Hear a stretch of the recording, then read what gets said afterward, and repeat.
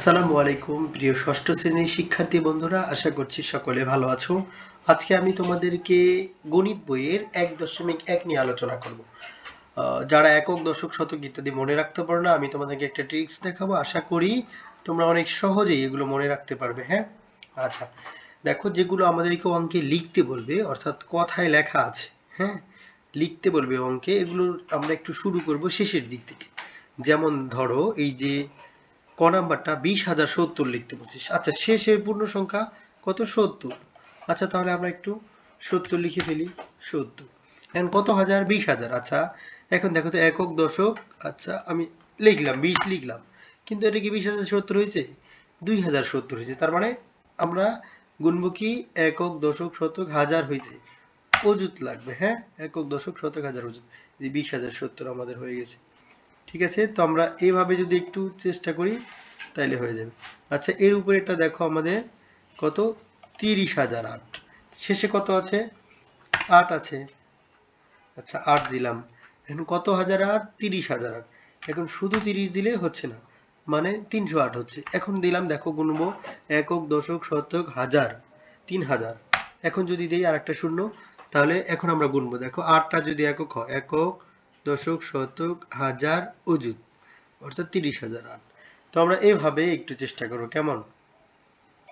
দেখো এখানে 55,400, শেষে কত? 400। ওকে, এই 400 আগে দিব, এরপরে 55,000, 55। এখন কত হচ্ছে? একক, দশক, শতক, হাজার, অযুত, একক, দশক, শতক, হাজার, অযুত, 55,400। ঠিক আছে, তো আমরা এভাবে করব। এরপরে দেখো 4,05,000, 7,02,075, এগুলো আমি একটা দেখা দিচ্ছি। 7,02,075 এটা। আচ্ছা, শেষে কত আছে? এটা দেখো, শেষে আছে হচ্ছে 75। আচ্ছা, এরপরে কত হাজার? 2,000, 2,075 হয়েছে না? এই পর্যন্ত 2,000। এখন কত লক্ষ? 7 লক্ষ। এখন এখানে তুমি চাইলে কলম দিয়ে একক, দশক এভাবে ছোট ছোট বলতে জাস্ট কলমটা বসিয়ে দিয়ে চিহ্ন রাখতে পারো যে আসলে কত হচ্ছে। তাহলে দেখো আমরা বসালাম, 1000 পর্যন্ত হয়েছে। একক, দশক, শতক, হাজার, অযুত, লক্ষ। কত হচ্ছে? লক্ষ। তাহলে একটা শূন্য আমাদের বাদ দিয়ে আমরা 7 দিলাম। এখন গুণিত আমরা গণনা করি। একক, দশক, শতক, হাজার, অযুত, লক্ষ। 7,02,075 হয়ে গেছে। ঠিক এইভাবে তোমরা এগুলো একটু চেষ্টা করবে। এখন এই যে মিলিয়ন বিলিয়নের যেগুলো আছে এগুলোর ক্ষেত্রেও দেখো, এগুলোর ক্ষেত্রেও এছাড়া মাঝখানে, আচ্ছা মাঝখানে আমি আর একটু কোটিটা দেখে দিই, একটু বড়টা দেখে দিই। 5,03,02,007। আচ্ছা, শেষে কত? 7। কত? 7, 2007। আচ্ছা, কত লক্ষ? 3 লক্ষ। আচ্ছা, একক, দশক, শতক, হাজার, অযুত, লক্ষ। ঠিক আছে, দেখো এইটুকু আগে হয়েছে কিনা তুমি এইটুকু চিন্তা করবা। এই যে এখানে লক্ষ থেকে একক, দশক, শতক, হাজার, অযুত, লক্ষ। ঠিক আছে, 3,02,007 এইটুকু হয়েছে। কত কোটি? 5 কোটি। এখন 5 দিয়ে তুমি যতক্ষণ কোটিটা হয়েছে শূন্য বসাও। দেখো একক, দশক, শতক, হাজার, অযুত, লক্ষ, নিযুত, কোটি, কিন্তু একটা শূন্য দিয়ে হয়ে গেছে। এইভাবে ট্রিক্সটা খাটাবে, কেমন? দুঃখিত। আচ্ছা, এরপরে হচ্ছে আমাদের এগুলো আশা করি সবই পারবা। এখন 50,301,538,000। আচ্ছা, এইটার ক্ষেত্রে আমরা একটু উপরে যাই। এখানে একটু তোমাদেরকে একটা জিনিস বুঝতে হবে। দেখো, দেশীয় যে রীতিগুলো আছে, যত বড় সংখ্যা থাকুক, মনে করো আমি এখানে একটা সংখ্যা লিখলাম, 3টা, 3টা, আবার 3টা, আবার 3টা। আচ্ছা, এক একটা আলাদা সংখ্যা দিই, তাহলে ভালো হবে। আচ্ছা, 1, 3টা, 2, 3টা, 3, 3টা, পরে 4, 3টা। এখন দেখো আমাদের এগুলো, অর্থাৎ আন্তর্জাতিকটা গণনার ক্ষেত্রে শেষের একটা শুধু একক, এরপরে তারপরেরটা দশক, এরপরেরটা হবে শতক, এরপরের 3টা মিলে হবে হাজার। অর্থাৎ এই 3টার মধ্যে যে সংখ্যাটা থাকবে এটা হাজার হিসেবে কাউন্ট করতে হবে। এরপরে দেখো এই 3টার তারপরের 3টার ভিতরে যাই থাকুক, যদি এই পাশে শূন্য থেকে মাঝখানে শুধু 2 থাকে, এটা মিলিয়ন হিসেবে কাউন্ট হবে। আর বিলিয়নের ক্ষেত্রে এই শেষের ঘরে যে 3টা থাকবে এটা বিলিয়নের ঘরে কাউন্ট হবে। ঠিক আছে, আচ্ছা, আমরা একটা করলে আশা করি অনেক বুঝতে পারবো। নিচে করছিলাম আমরা।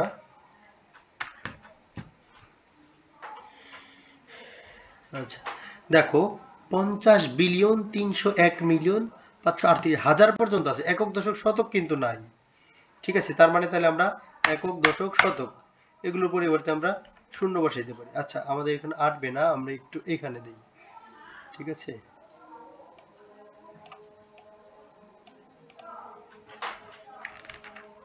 দুঃখিত, আমি এখানে দিলাম। কেমন আছে দেখো, 1000 পর্যন্ত আছে। আমরা কি একক দশক শতক হাজার, এরপরে হচ্ছে মিলিয়ন, এরপরে বিলিয়ন শিখছিলাম। তাহলে যেহেতু এককও কিছু নাই শূন্য, দশকও কিছু নাই শূন্য, শতকও কিছু নাই শূন্য, এখন হচ্ছে হাজারের ঘরে কত? আচ্ছা, 538,000।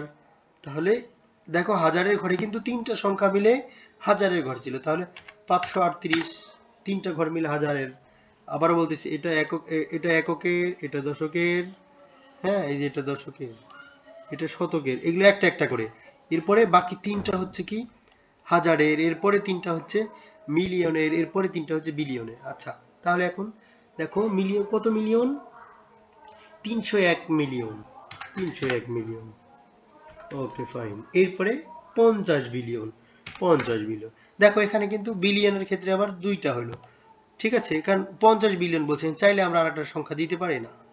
ঠিক আছে, তাহলে দেখো এভাবে হচ্ছে আমাদের প্রথম এই শেষের তিনটা হচ্ছে সিঙ্গেল করে একটা একটা করে গুনবো, একক দশক শতক। এরপরে তিনটা হচ্ছে আমাদের হাজার, 538,000। এরপরে তিনটা হচ্ছে আমাদের মিলিয়ন, এরপরে তিনটা হচ্ছে বিলিয়ন, কিন্তু দুইটা থাকলে দুইটাই। ঠিক আছে, আচ্ছা আশা করি বুঝতে পেরেছো। এখন 2 নাম্বারটা একটু দেখাই। আমি চেষ্টা করবো এই পেজটা আজকে সম্পূর্ণ সলভ করে দিতে। হ্যাঁ, নিচের সংখ্যাগুলো কথায় লেখো। ও আচ্ছা, এখানে কথায় লিখতে বলছে। ঠিক আছে, এগুলো হচ্ছে আমাদের, এইগুলো একটু মনে রাখতে হবে।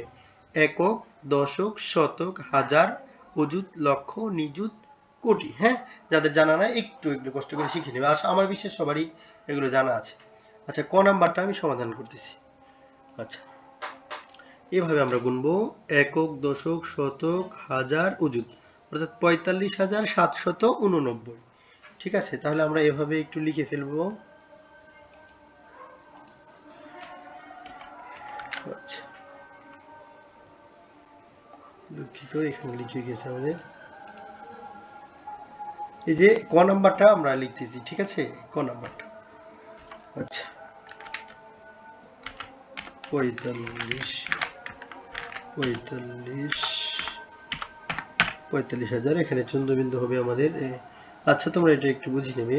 45,789। ঠিক আছে, এটা আমাদের ক নম্বরের সমাধান গেল। আচ্ছা, আমি কটা দিয়ে দিই একটু। আচ্ছা, এখন এই যে খ নাম্বারটা, একক, দশক, শতক, হাজার, অযুত, 41,007। হ্যাঁ, আমি বড় একটা লিখে দিই, তাহলে তোমাদের কোনো সমস্যা হবে না। মনে করো এটা একক, দশক, শতক, হাজার, অযুত, লক্ষ, নিযুত, কোটি। তাহলে কত কোটি? 5 কোটি। আচ্ছা, ঘ নাম্বারটা আমি তোমাদেরকে সমাধান করে দিচ্ছি।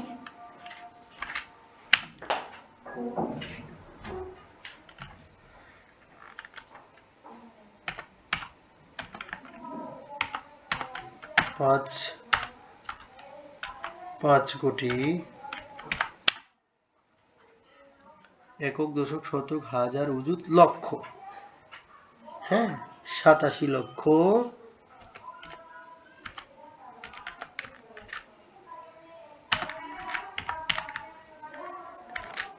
87 লক্ষ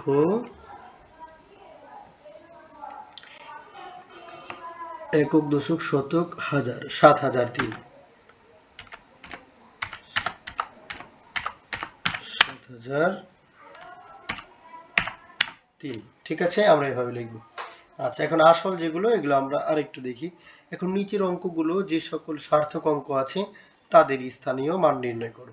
আচ্ছা, ক নাম্বারটা দেখো, সার্থক অঙ্ক আছে তাদের স্থানীয় মান নির্ণয় করো, অর্থাৎ যাদের নিজস্ব মান আছে। যেমন শূন্য সার্থক অঙ্ক নয়। হ্যাঁ, ঠিক আছে, তো শূন্য যেগুলোতে আছে, শুধু শূন্যগুলো বাদ দিয়ে আমাদের এগুলো মান নির্ণয় করতে হবে। যেমন 72, এটাকে যদি আমি নির্ণয় করি, দেখো আচ্ছা 2 কিসে আছে? এককে আছে। 2 একক, এখানে একক, বা আমরা এখানে গুণ করতে পারি 2, যেহেতু হচ্ছে আমাদের মানে একক, এটা আমরা 1 দিয়ে গুণ করব, কেমন? আচ্ছা, দশমিক দিয়ে গুণ, দশমিকের গুণ, ঠিক আছে। 2 কে কত হলো? 2। এরপরে দেখো 7, 7 কি দশক? তাহলে 7 হচ্ছে আমাদের দশক। তাহলে যেহেতু দশক, এই জন্য আমাদের 7 এর সাথে গুণ, এটা গুণ বলতে পয়েন্টকে গুণ বলা হয় আর কি, তোমরা আর একটু উপরে এমনিতেও হয়তো অনেকে বোঝো।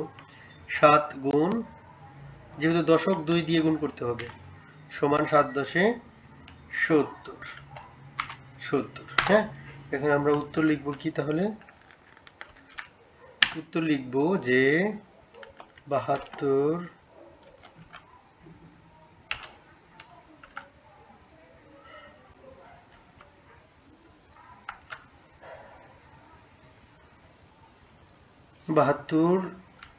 এর, হ্যাঁ 72 এর স্থানীয় মান বা সার্থক অঙ্ক হলো 2 এবং 70। শেষ। ঠিক আছে, আমরা এইভাবে লিখব সবগুলো। আচ্ছা, এরপরে আমি এই যে বড়গুলো যদি দেখাই, বড়গুলো একটা দেখাই আমি, এই যে ঝ নাম্বারটা, ঠিক আছে। তাহলে এটা আমরা মুছে ফেলে দিই। আচ্ছা, আমরা একটু অন্য কালার নেই যেন আমাদের বেশি চোখে পড়ে।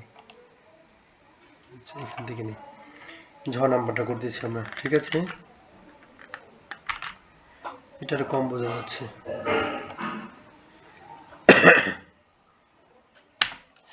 দেখো এখানে একক, অর্থাৎ আমি শুধু তাহলে লিখি যে 4, এটার সাথে যদি আমরা গুণ দিয়ে দিই, আচ্ছা এই গুণ, গুণ বলতে অনেকে যদি ভুল বোঝো তাহলে আমি আবার এটাই দিলাম, ঠিক আছে। কত হলো? 4। এরপরে দেখো এই যে এটা 2টা শূন্য আছে, ঠিক আছে, বাদ। এখন 3 কে আমরা গণনা করব, তাহলে একক, দশক, শতক, হাজার। তাহলে 3 কি হবে বলো? 3 হচ্ছে হাজার। 3, এরপরে হচ্ছে আমাদের গুণ, গুণ হাজার, একক, দশক, শতক, হাজার সমান 3000। আচ্ছা, এরপরে হচ্ছে 2, তাহলে কি হাজারের পরে কত? একক, দশক, শতক, হাজার, অযুত। 2 হচ্ছে আমাদের অযুত। আর অযুত হলে কি করবো? আমরা অযুত দিয়ে গুনবো, একক, দশক, শতক, হাজার। হাজার দিয়ে গুণ করছি, অযুত দিয়ে গুণ করবো, একক, দশক, শতক, হাজার, অযুত সমান। তাহলে কত হবে? 2 কে 2 দিয়ে 4টার মধ্যে শূন্য বসে যাবে, 2 0, 1 2 3 4, 4টা শূন্য। ঠিক আছে, আমরা এগুলো এভাবেই করব। আচ্ছা, এখন 9 অঙ্কের বৃহত্তম ও ক্ষুদ্রতম সংখ্যা লেখো। এটার ক্ষেত্রে হচ্ছে তোমাদের যেটা বিষয়ে বেশি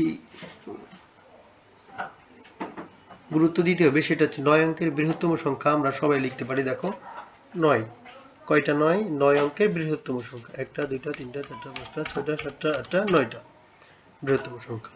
এরপরে এখন ক্ষুদ্রতম সংখ্যা লেখো। ক্ষুদ্রতম সংখ্যা দেখো, সবচেয়ে ছোট সংখ্যা কিন্তু শূন্য, কিন্তু শূন্য যদি আগে বসে এটার কোনো দাম থাকে না, কোনো ভ্যালু থাকে না। এই জন্য এটার আগে একটা 1 দিতে হবে, এরপরে এটার আগে একটা 1 দিতে হবে, এরপরে হচ্ছে শূন্য দিতে হবে 8টা, 1 2 3 4 5 6 7 8। তাহলে মোট 9 অঙ্কের ক্ষুদ্রতম সংখ্যা বৃহত্তম সংখ্যা গঠন করা হয়েছে। ঠিক আছে। আচ্ছা, এরপরে হচ্ছে দেখো একই অঙ্ক মাত্র একবার ব্যবহার করে 7 অঙ্কের বৃহত্তম ও ক্ষুদ্রতম সংখ্যা গঠন করো। অর্থাৎ এখান থেকে আমাদের এমন একটা অঙ্ক নিতে হবে, অর্থাৎ একটা অঙ্ক একবারে নিতে হবে, দুইবার নেওয়া যাবে না, দুইবার নেওয়া যাবে না। যেমন আমরা খ নাম্বারটা যদি দেখাই, তাহলে কি একই অঙ্ক মাত্র একবার ব্যবহার করে 7 অঙ্কের বৃহত্তম ও ক্ষুদ্রতম সংখ্যা গঠন করো। ওকে, আমরা তাহলে আগে লিখি যে বৃহত্তম সংখ্যা গঠন।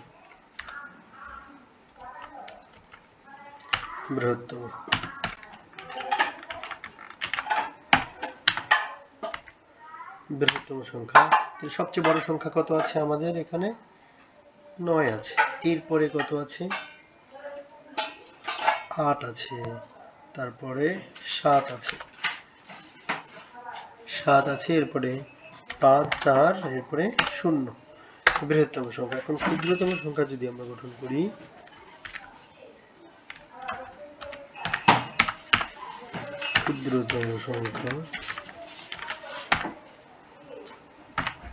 ক্ষুদ্রতম সংখ্যা এইটার মতো করে গঠন করতে হবে, কিন্তু বললাম কি শূন্যটা আগে দেয়া যাবে না। আগে তাহলে শুধু 4 দিয়ে শুরু করি। 4 দেওয়ার পরে 0, এরপরে হচ্ছে কত? 5, এরপরে 7, এরপরে হচ্ছে 8, এরপরে 9। এটা আমাদের হয়ে গেছে। এখন 7 অঙ্ক বিশিষ্ট কোন বৃহত্তম ও ক্ষুদ্রতম সংখ্যা, এটা আমি তোমাদেরকে একটু সহজ করে দেখাচ্ছি।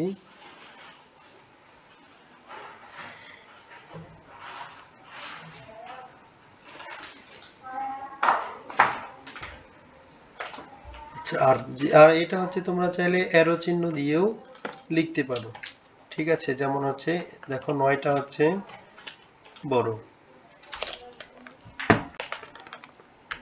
বড়, এরপরে হচ্ছে 8,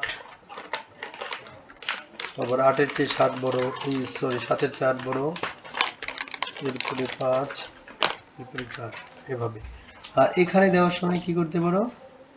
এখানে দেওয়ার সময় তোমরা যেটা করতে পারো, দুঃখিত মাউসটা একটু সমস্যা হচ্ছে,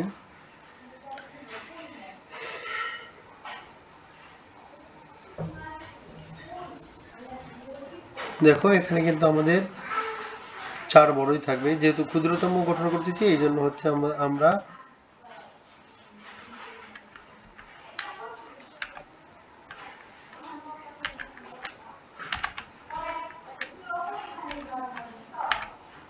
দুঃখিত, এটা উল্টো দিক করে করে হবে, ঠিক আছে? এটা উল্টো দিক করে করে আমরা দিব। এরপরে দেখো আমাদের একটা অঙ্ক আছে যে 7 অঙ্ক বিশিষ্ট কোন বৃহত্তম ও ক্ষুদ্রতম সংখ্যার প্রথমে 7 এবং শেষে 6 থাকবে। দেখো আমরা জানি বৃহত্তম সংখ্যা কত? 9।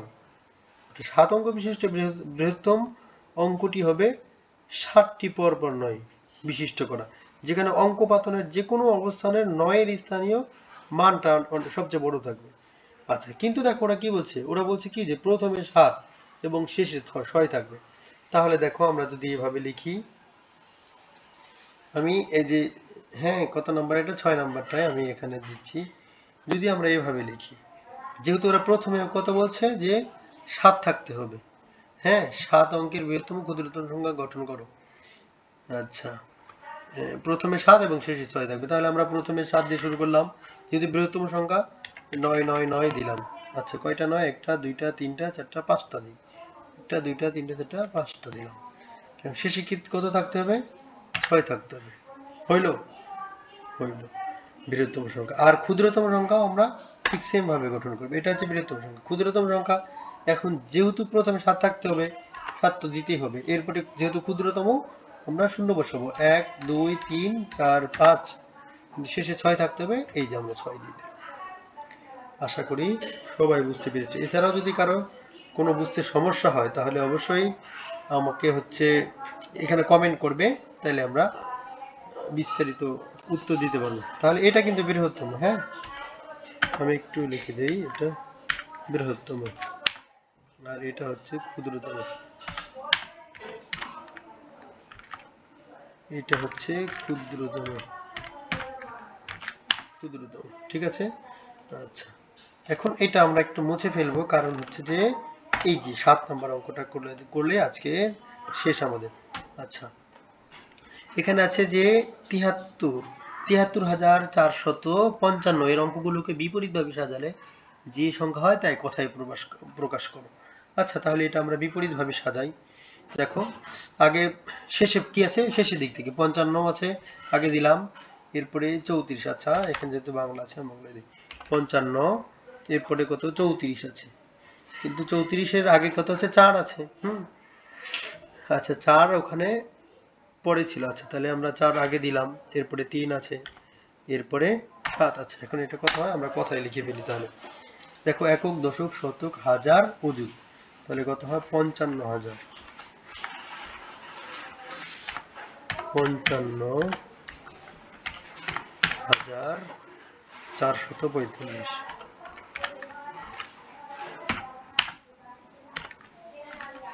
আচ্ছা 45-এর চন্দ্রবিন্দু হবে, আমরা এটা দিয়ে দেই